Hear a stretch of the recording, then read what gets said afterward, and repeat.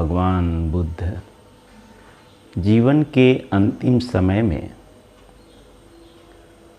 आनंद और कुछ भिक्षुओं के साथ कुशीनगर की ओर बढ़ रहे थे। एक स्थान पर एक पेड़ को देखकर भगवान बुद्ध आनंद को कहते हैं, आनंद, कुछ समय के लिए हम यहाँ विश्राम करेंगे। आनंद भगवान को विश्राम करने के लिए वहाँ चादर बिछा दिए। भगवान बुद्ध विश्राम करते हुए कहते हैं, आनंद, मुझे प्यास लगी है, तुम पानी लाओ।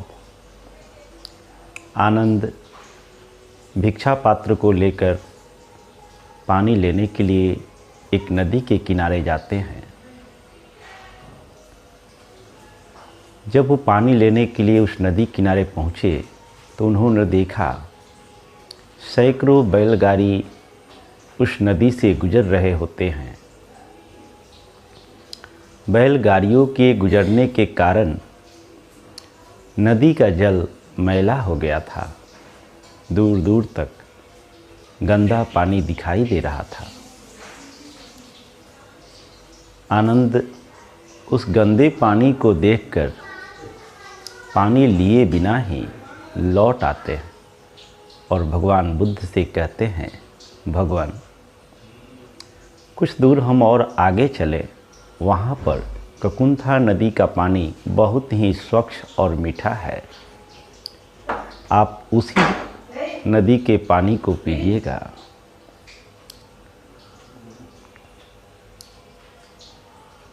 भगवान बुद्ध आनंद की बात सुन कहते हैं, आनंद,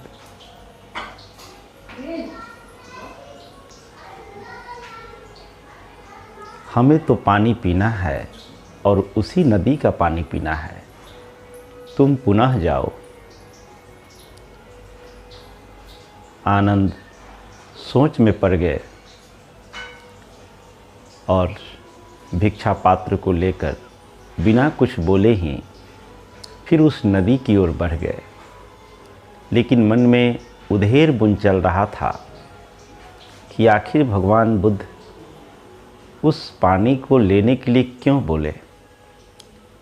नदी का पानी तो काफ़ी गंदा है और वो उस गंदे पानी को हम भगवान बुद्ध को कैसे पिलाएं।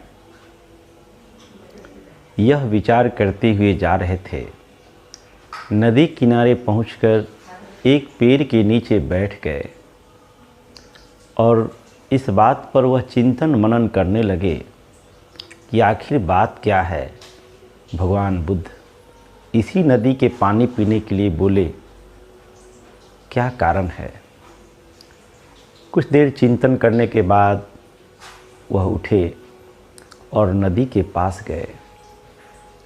नदी के पानी को देखकर आनंद आश्चर्यचकित हो गए, क्योंकि अब पानी बिल्कुल स्वच्छ हो चुका था।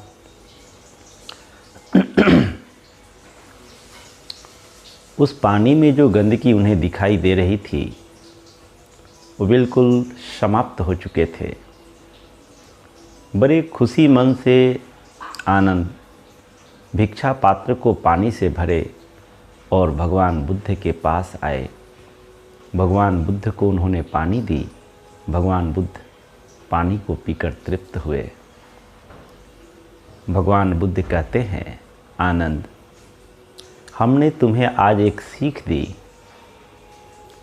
आनंद बोले, भगवान, मैं कुछ समझा नहीं। आनंद, जब तुम प्रथम बार नदी के किनारे गए थे तो पानी बहुत ही गंदा था और तुम लौट आए। लेकिन जब दूसरी बार तुम नदी किनारे गए तो तुम्हें नदी का पानी स्वच्छ मिला। इसके कारण को समझो। जब तुम प्रथम बार पानी को देखे तो पानी के गंदे पानी को देखकर तुम अशांत हो चुके थे, और जब तुम लौट कर आए और पुनः गए, तुम शांत होकर सोचने लगे, कुछ समय उसमें बिता, केवल तुम शांत रहे तो पानी के अंदर जो गंदगी उठी थी वह पुनः शांत हो चुकी थी। हर मनुष्य के भीतर भी ऐसी ही घटनाएं घटती है। परिस्थिति चाहे जिस प्रकार का हो, मन में किसी कारण से कोई गंदगी उठती है, कोई गंदे विकार उठते हैं तो मन को अशांत कर देते हैं। जब कोई साधक साक्षी भाव होकर मन में उठे हुए विकारों को देखने लगता है, कोई प्रतिक्रिया नहीं करता, तो मन में उठे हुए विकार उसी नदी के पानी की भांति स्वच्छ हो जाता है।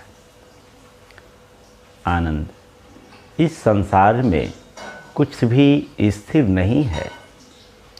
मन में चाहे कितने भी दुखद विकार क्यों न उठे, मन में चाहे कितने भी कलुषित विकार क्यों न उठे, लेकिन अगर कोई साधक उसे साक्षी भाव होकर देखता है तो वह विकार धीरे धीरे कम होते होते समाप्त हो जाता है। यह प्रकृति का नियम है। इस प्रकृति के नियम को अपने जीवन में उतारना अति आवश्यक है। समस्याएं चाहे जो भी हो, उसमें धैर्य बहुत आवश्यक है, क्योंकि इस संसार में न तो सुख स्थायी है न दुख स्थायी है, न लाभ स्थायी है न हानि स्थायी है। प्रकृति के नियम के अनुसार सब कुछ बदल रहा है, यहाँ कुछ भी स्थिर नहीं है। प्रकृति के परिवर्तनशील संसार को समझना यही धर्म है। धर्म को धारण करना अति आवश्यक है। मित्रों, इन्हीं शब्दों के साथ आज की वाणी को विराम देंगे। आप सबका मंगल हो, सबका कल्याण हो, सबका भला हो।